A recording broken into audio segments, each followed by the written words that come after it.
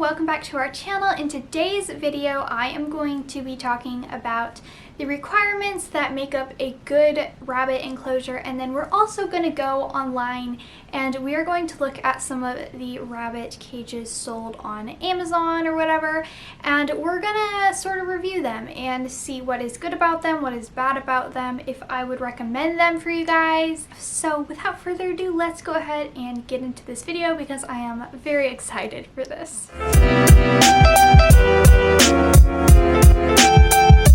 So let's go ahead and talk about how big the enclosure should be. So as recommended by the House Rabbit Society, your rabbit's enclosure should be at least 8 square feet, plus they are going to need an exercise area that is at least 24 square feet in which they get to play in for at least 5 hours a day. So an example of this would be an enclosure that is 2 feet by 4 feet, and then a exercise area that is 6 feet by 4 feet. Also, I would like you to keep in mind that this is the size for 1 to 2 rabbits. If you have more than 2 rabbits, you're going to need to look into getting a bigger enclosure than this. And also, the enclosure needs to be at least 8 square feet on one single level. If you have 3 stacked levels and none of them are at least 8 square feet, then it's not big enough because rabbits need space to be able to run around and binky and do all their stuff. And if you're just stacking a bunch of little levels, then it really doesn't count because they can't just like run around. So let's take a real quick look at what I would say are kind of the rules / requirements for a good rabbit enclosure. So first, it should not have wire flooring. Wire flooring is really bad for rabbits' feet. They're not made to live on wire. Again, it needs at least the bare minimum of 8 square feet on one single level. Then, of course, you're going to need to make sure the enclosure is secure. And finally, you're just going to want to make sure the enclosure is actually tall enough, because even if the floor space is big enough, you need to make sure it's tall enough that your rabbit can stand up all the way. Alright, so if you have an indoor rabbit, in my opinion, the best option for an enclosure is a dog exercise pen. Now, why is this such a good option? Well, they are super affordable. They're literally like $30 to $40 on Amazon or Chewy.com, so they're very affordable. They're not going to make you go broke. They're very lightweight and easy to set up, take down if you need to move it around to clean or whatever. It's very easy.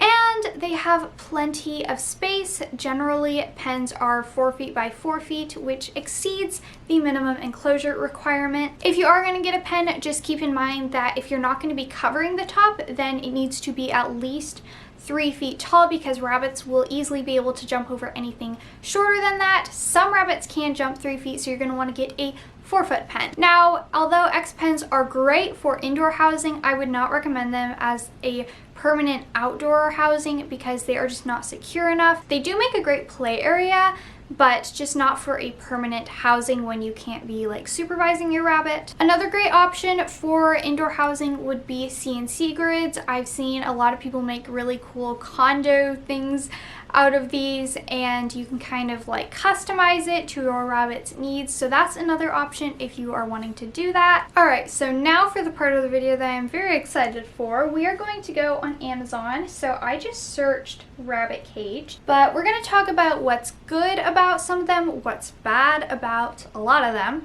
and just kind of give you guys a little review on them so you can see what you should be looking for in a good rabbit cage. Alright, let's just go to the first one here. Now, the first thing I would like to point out is X pens are $30 to $40. Alright, so I'm just here on Amazon. This is the Midwest folding exercise pen. This one is 36 inches high and it is $45. I actually got mine for cheaper. I got it on Chewy. I think it was like $35, so this is even a little bit expensive. But if you go to these rabbit cages here, the top one, the first one right here, Amazon's Choice, $64. So let's see here. This is the Midwest Wabbitat Deluxe Rabbit Home Kit.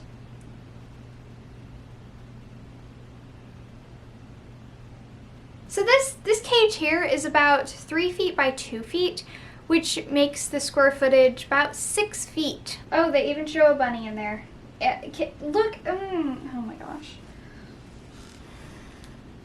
Alright, so I think that's enough talk on this one cage. Let's move on and look at some other ones. So, I would not ever recommend this cage. I will say it doesn't have wire flooring, so that's good, but everything else about it, no. Alright, so this one is titled Upgrade Rabbit Hutch, Rabbit Cage Indoor Bunny Hutch with Run Outdoor Rabbit House with 2 deeper no-leak trays. Forecasters include gray. Amazon's titles. Alright, so here we have a more of a hutch style cage. So again, this hutch is about 3 feet by 2 feet, which means it's about 6 square feet, which is not big enough. So this is $190. I've had one of these kind of style hutches in the past. They're not good quality. Don't get one. It's not worth your $190, trust me. It's really not. And I do believe this has wire flooring, which, like we talked about, is not good. So this cage, I don't even know what the brand is, but it's, don't get it for your bunny. Just don't. It's not big enough.